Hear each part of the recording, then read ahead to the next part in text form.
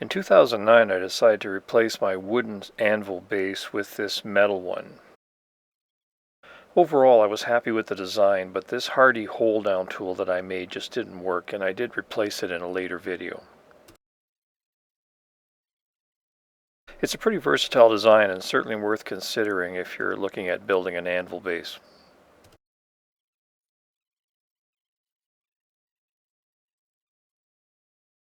In the stake anvil stand video series, I tried something a little different. There's a fair amount of designing with this project, so I decided to document all the steps that I went through to come up with the final design. I thought it would be interesting, but it wasn't really well received, so if you're not interested in all of this, then you can just skip to the next section. So work actually starts in the fourth video.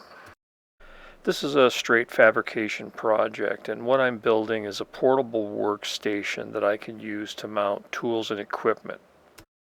The important aspect of this stand is that the mounting system is standardized. So what I'm after here is to have tools that are permanently mounted to their bases, and in turn have those bases be able to plug into any of the workstations that I have set up. So this system provides me the flexibility that I need. It gives me all the advantages of a permanently mounted tool to a base, and it gives me the flexibility to mount those tools wherever I need them, or to put them in storage if I don't need them.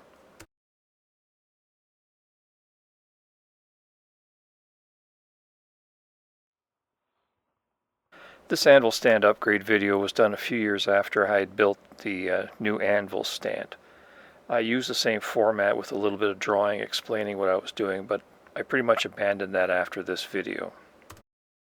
I'm going to be upgrading this anvil base in two ways. First of all, I'm going to be building a better hold-down tool for my hardies. And the second thing I'm going to be adding is a stake anvil stand workstation that you saw in the previous video. So that's going to allow me to mount any of the tools that I've built into that system onto the anvil base.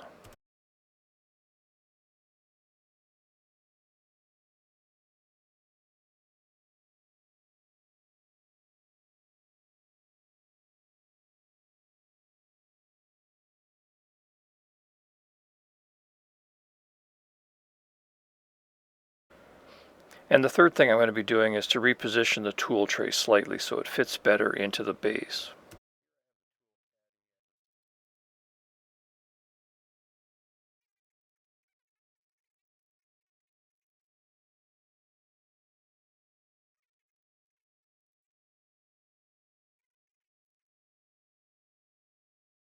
And in the fifth video, you'll find the hardy hold-down tool that I'm currently using. It's spring-loaded and it sets up very quickly and it's easy to use.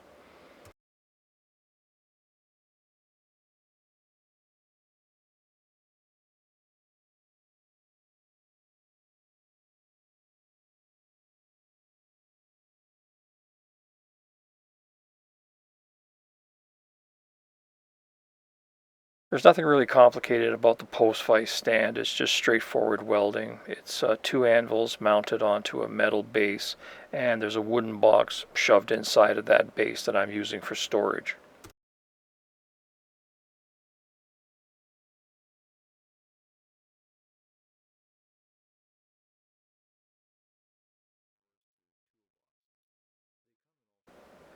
The butterfly hinge is just another one of those classic images that you associate with colonial hardware.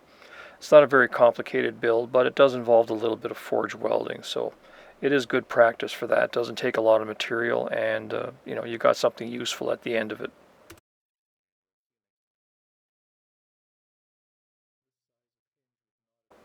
The chest hinge is another classic hinge design that was used to mount lids on boxes. These hinges are eventually going to be used in the 6-board chest video later on. Like the butterfly hinge, a little bit of forge welding and a little bit of assembly. It's all good practice.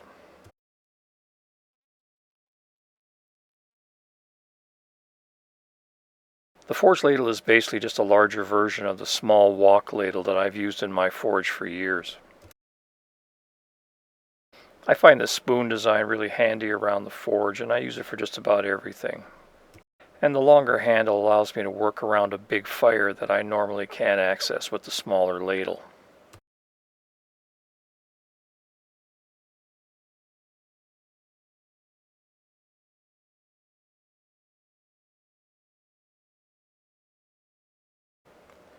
And the trunk handle is just another installment in the classic hardware series that I was working on. And this is also going to be used on the 6-board chest.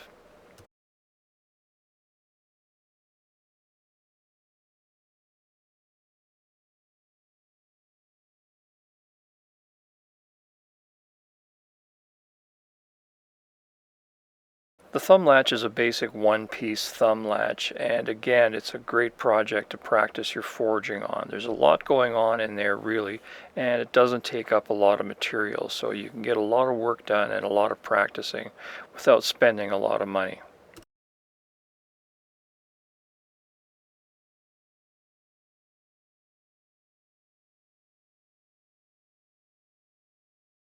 In this video, I'm basically just going over 3 different variations of the standard wall hook.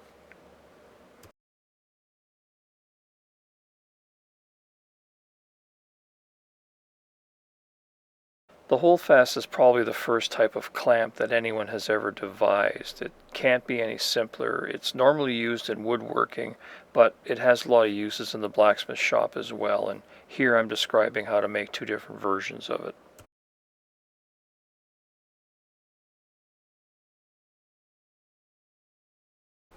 A vise insert is a specialized set of jaws that gets clamped into a vise to hold pieces of work that normally can't be held in a vise very well.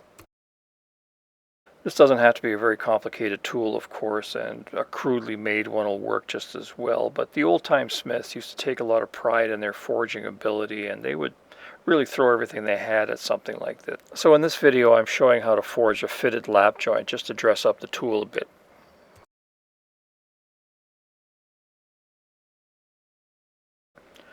Forging your own tools is probably one of the most satisfying things in blacksmithing. And it's also a very necessary skill because forging things like hammers really just aren't off-the-shelf items, so if you can't make them, you're really stuck.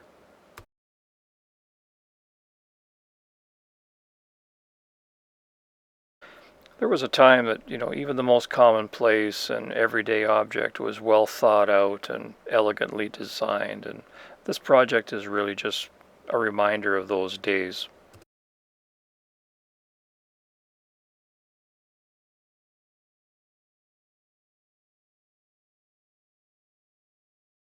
Hi, I'm Dennis and thanks for watching.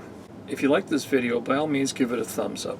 If you want to support this channel, you have a couple of options to do that. The first, of course, is to just subscribe. Secondly, if you have any suggestions or photographs of things you'd like to see on this channel, send them along and I'll do my best to turn them into a video.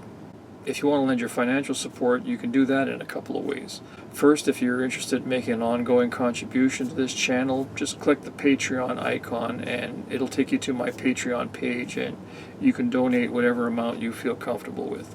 If you want to make a one-time contribution, just go to my channel homepage and click the donate button in the banner. So thank you for your support, and with your help I'll be doing this for some time to come. I'll see you next time.